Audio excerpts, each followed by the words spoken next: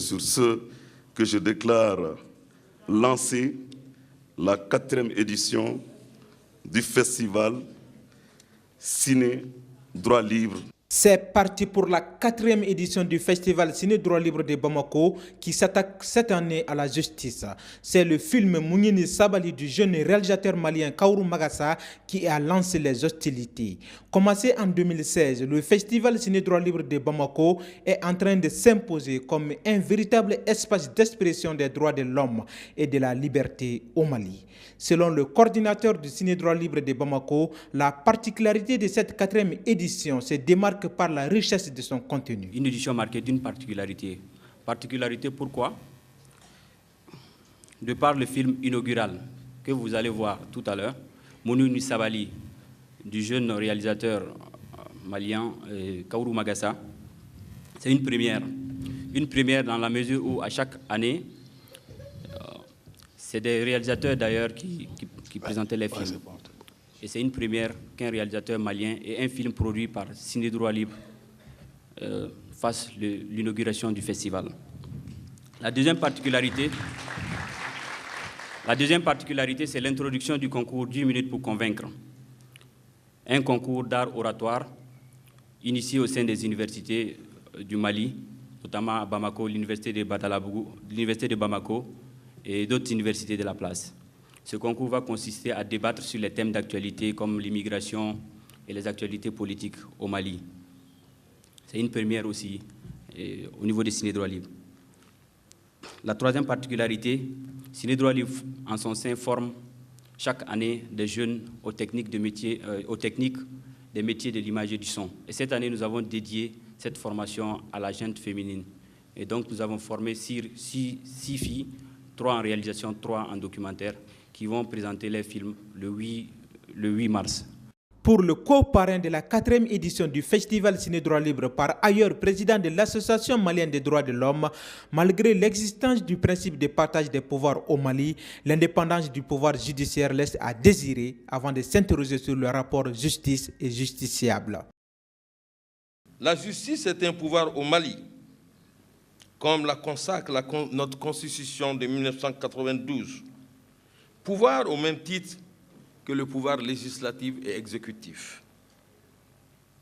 Un pouvoir certes, mais un pouvoir qui peine à s'affirmer, car ne disposant pas réellement d'une autonomie et de moyens adéquats. Le Ciné Droit Libre comporte un mot capital, le mot libre, la liberté. Quels sont les véritables entraves qui jalonnent les rapports entre justice et justiciable? Elles sont nombreuses. La première, à mon avis, repose principalement sur la perception même de la justice par les citoyens. Après la projection du film Mounieni Sabali, l'assistance a eu droit à un débat sur les contours de ce film qui n'a laissé personne indifférent. Selon les initiateurs, à travers ces films, ils espèrent libérer la parole des femmes victimes d'abus sexuels au Mali. Les femmes maliennes arrêtent avec le concept et la culture du Mounieni Sabali, qu'elles refusent le Mounieni Sabali quand elles sont violées en fait, qu'elles refusent catégoriquement, qu'elles prennent la parole, qu'elles n'aient pas peur. L'objectif recherché est de susciter le débat. Moi, j'ai juste envie que les gens se rendent compte qu'il y a potentiellement 50% de la population, c'est-à-dire les femmes, qui subissent des violences au quotidien et qui ne peuvent pas en parler, qui sont murées dans le silence, qui sont murées dans le tabou. Après l'Institut français du Mali, les festivaliers se sont retrouvés au Conservatoire Bala-Faseke autour du film Kimba, Yelenga d'or en 1995 afin de rendre hommage au réalisateur malien Cheikh Oumar Sissoko. Le directeur du Conservatoire Bala-Faseke, lui, s'est dit satisfait de sa collaboration avec le Ciné Droit Libre de Bamako.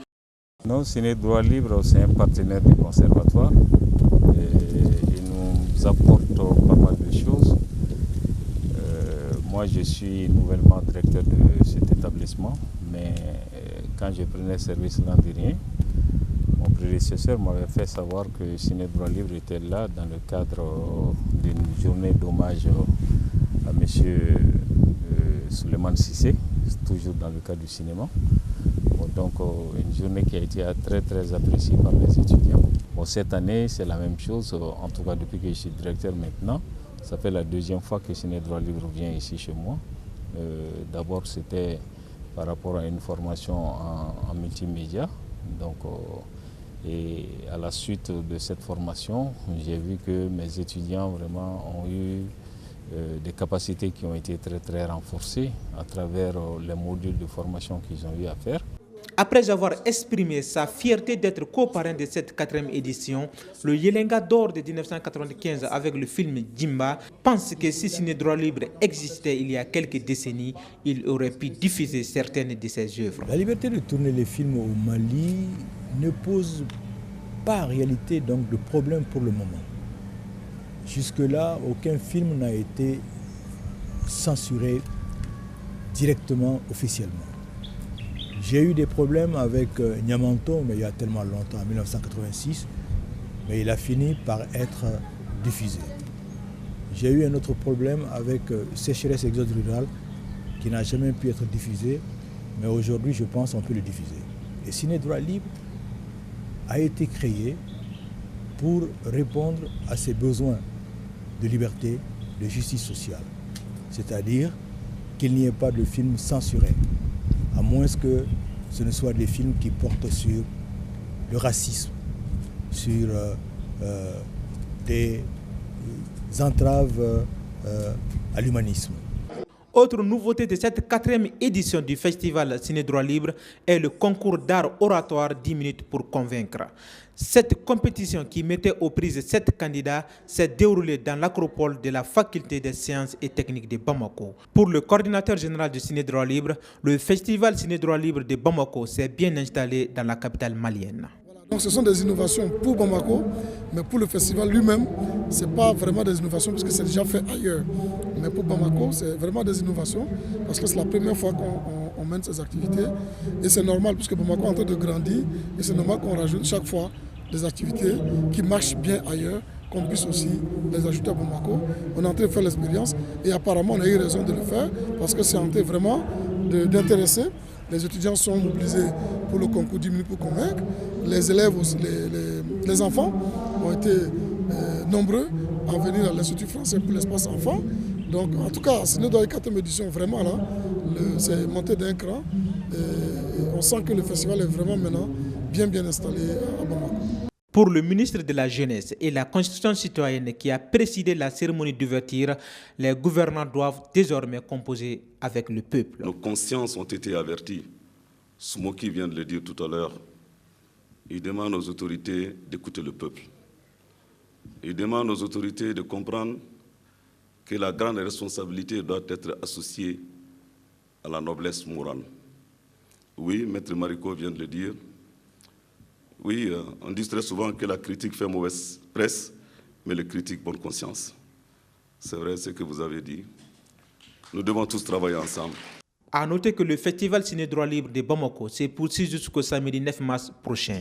Au cours de ce festival, les artistes de renom tels Smoké, Ami Yerawolo ou les humoristes comme Adama Daiko se produiront sur les différents sites du festival. Droit Libre TV, la web télé 100% droits humains, 100% liberté d'expression.